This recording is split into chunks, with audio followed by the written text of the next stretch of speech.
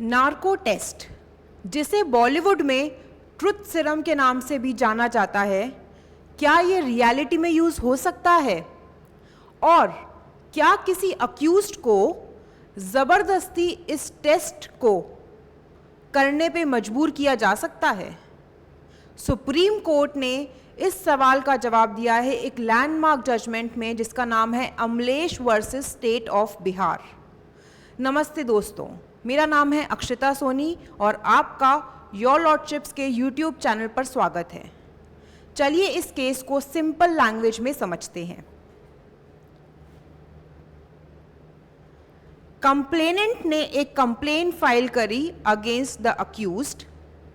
उसने ये कहा कि उसकी सिस्टर की मैरिज हुई थी अमलेश के साथ 2020 दिसंबर में, लेकिन मैरिज के बाद ही डाउरी की डिमांड्स कंटिन्यूसली रिपीटेडली लगातार डाउरी की डिमांड्स होती रही और मारा पीटी भी लगातार होती रही।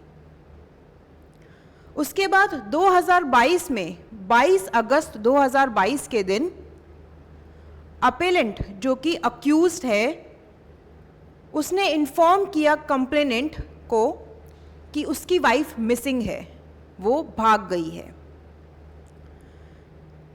कुछ टाइम बाद जो को अक्यूज्ड थे उन्होंने ये चीज़ क्लैरिफाई करी कि जो वाइफ है उसे सरयू रिवर में फेंक दिया गया है और आज तक वो नहीं मिली है, आज तक वो मिसिंग है। करंट स्टेटस क्या है?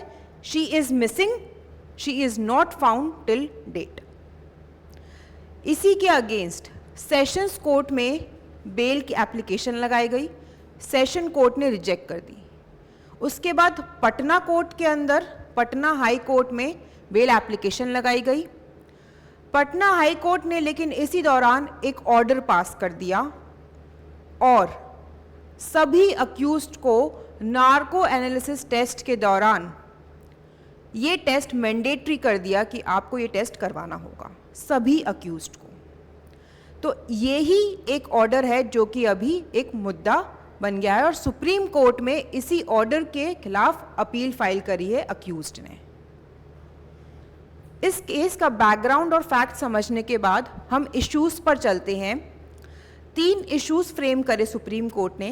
पहला इशू कि क्या हाई कोर्ट के पास ये पावर है बेल प्रोसीडिंग्स के अंदर ऐसा ऑर्डर पास करने की कि वो नार्को एनालिसिस परमिट करे सभी अक्यूज्ड का। सेकंड, ऐसे टेस्ट का, ऐसे रिपोर्ट का क्या एविडेंशियरी वैल्यू है और क्या अक्यूज्ड का एब्सोल्यूट राइट है कि वो वॉलेंटरी अंडरगो कर सकता है नार्को एनालिसिस टेस्ट। इन तीनों चीज़ों को सुप्रीम कोर्ट ने इस जजमेंट में क्लैरिफाई किया। इसके पहले सुप्रीम कोर्ट ने एक 2010 में Selvi versus state of Karnataka का लैंडमार्क जजमेंट पास किया, जिसमें सुप्रीम कोर्ट ने ये क्लैरिफाई किया कि narco analysis test, brain mapping, polygraph, ये सभी टेस्ट इलीगल है अगर विदाउट कंसेंट किए गए तो सबसे पहले समझते हैं नार्को एनालिसिस या नार्को टेस्ट का मतलब क्या है। ये एक इंटेरोगेशन मेथड है जहां पर अक्यूज्ड या जो भी सस्पेक्ट है उसको इंजेक्ट किया जाता है एक ऐसे ड्रग से जो पर्सन की ब्रेन कैपेसिटी या decision making, whether this option is good और बैड फॉर हिमसेल्फ, ये रिड्यूस कर देता है। और उस ड्रग का नाम है सोडियम पेंटोथल।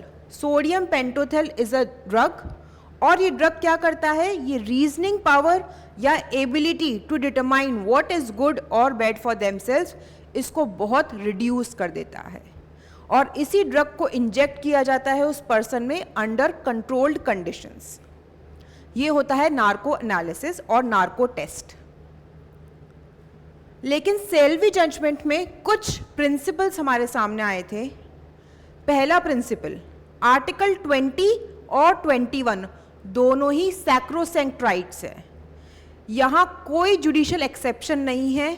आप इन दोनों ही आर्टिकल को वॉयलेट नहीं कर सकते। आर्टिकल 20 कहता है राइट अगेंस्ट सेल्फ इंक्रिमिनेशन। इसका मतलब है किसी को भी ज़बरदस्ती अपने खिलाफ स्टेटमेंट देने के लिए आप मजबूर नहीं कर सकते। And article 21 is right to life with dignity and personal liberty. इन दोनों ही राइट्स को सैक्रोसैंक्ट माना गया है। बोला गया है कि ये नार्को एनालिसिस टेस्ट जो है ये एक इनवॉलेंटरी टेस्ट है।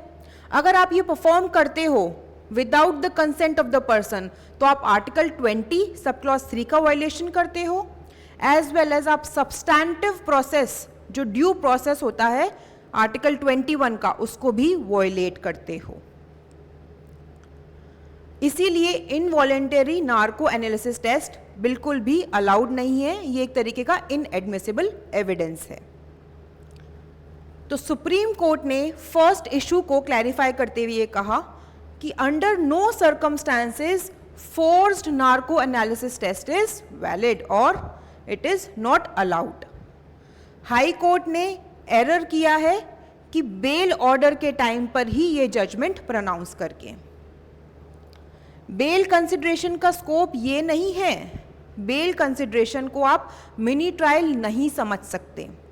इसी चीज़ को समझाते हुए एक प्रेसिडेंट कोट किया संगीता बेन शैलेश भाई दत्ताना वर्सेस स्टेट ऑफ गुजरात 2019 का जजमेंट है, जिसमें ये चीज़ क्लैरिफाई करी थी कि अगर ये टेस्ट आप अलाउ करते हैं एंड अगर ये टेस्ट फोर्स्ड होता है then it is the contravention of criminal law principles as well as statutory requirements। तो अगर आपने फोर्स्ड नार्को एनालिसिस टेस्ट करवाया तो अपने आप में ये क्रिमिनल लॉ जूरिस्प्रूडेंस का और स्टैट्यूटरी रिक्वायरमेंट्स का वायलेशन है। As well as the court noted that this converts bail adjudication into mini trial. Bail adjudication या बेल के स्कोप से ये बाहर होके अपने आप में मिनी ट्रायल लगता है। स्टेट ने क्या आर्ग्यूमेंट दिया? स्टेट ने बोला कि ये तो मॉडर्न इन्वेस्टिगेटिव टेक्निक्स है। कोर्ट ने लेकिन रिजेक्ट कर दिया स्टेट के आर्ग्यूमेंट को और बोला कि मॉडर्न इन्वेस्टिगेटिव टेक्निक्स जस्टिफाई नहीं करती नार्को टेस्ट को। ये कॉन्स्टिट्यूशनल गारंटीज है आर्टिकल 20 सब क्लॉज 3 और 21 में, और इन कॉन्स्टिट्यूशनल गारंटीज को आप सैक्रिफाइस नहीं कर सकते मॉडर्न इन्वेस्टिगेटिव टेक्निक्स के नाम पर। तो कॉन्स्टिट्यूशनल प्रोटेक्शंस को आप सेफगार्ड करके ही अलाउ करेंगे ऐसे टेस्ट। तो वॉलेंटरी टेस्ट कैसा होना चाहिए, इसकी क्या गाइडलाइंस होनी चाहिए, सुप्रीम कोर्ट ने इस जजमेंट में क्लैरिफाई किया है। पहली चीज, आप अक्यूज्ड की कंसेंट लेकर ही ये टेस्ट परफॉर्म करेंगे। Accused should have access to lawyer.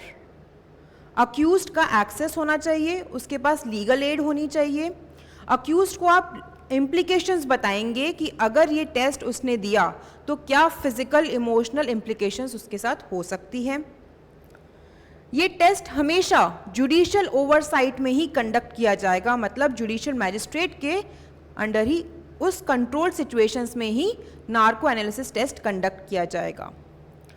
और ये टेस्ट एक इंडिपेंडेंट एजेंसी कंडक्ट करेगी in the presence of the lawyer with full documentation. तो इन गाइडलाइंस को ध्यान में रखते हुए आप नार्को एनालिसिस टेस्ट परफॉर्म करेंगे। पहला है कंसेंट, कंसेंट होनी चाहिए। दूसरी चीज़ है लीगल एड होनी चाहिए। तीसरा जुडिशियल ओवरसाइट होना चाहिए। और चौथा एक इंडिपेंडेंट एजेंसी के थ्रू विथ प्रॉपर डॉक्यूमेंटेशन आप कंडक्ट कराएंगे narco analysis test. Second issue की तरफ चलते हैं कि what is the evidentiary value. तो एविडेंशियरी वैल्यू डिस्कस करते हुए सुप्रीम कोर्ट ने बोला कि यहाँ पर ये जो नार्को एनालिसिस टेस्ट है this can not be sole basis of conviction. और 2025 में भी विनोबा भाई के केस में ये सेम चीज़ रीइटरेट करी थी कि narco analysis test can not be the sole basis of conviction of the accused. So इसकी एविडेंस कहाँ कितना यूज हो सकती है? Only under section 27 of Indian Evidence Act. 27 क्या कहता है? ओनली सब्सिक्वेंटली डिस्कवर्ड इंफॉर्मेशन, जो भी इंफॉर्मेशन सब्सिक्वेंटली डिस्कवर की गई है वही एडमिसिबल है under section 27 of evidence act.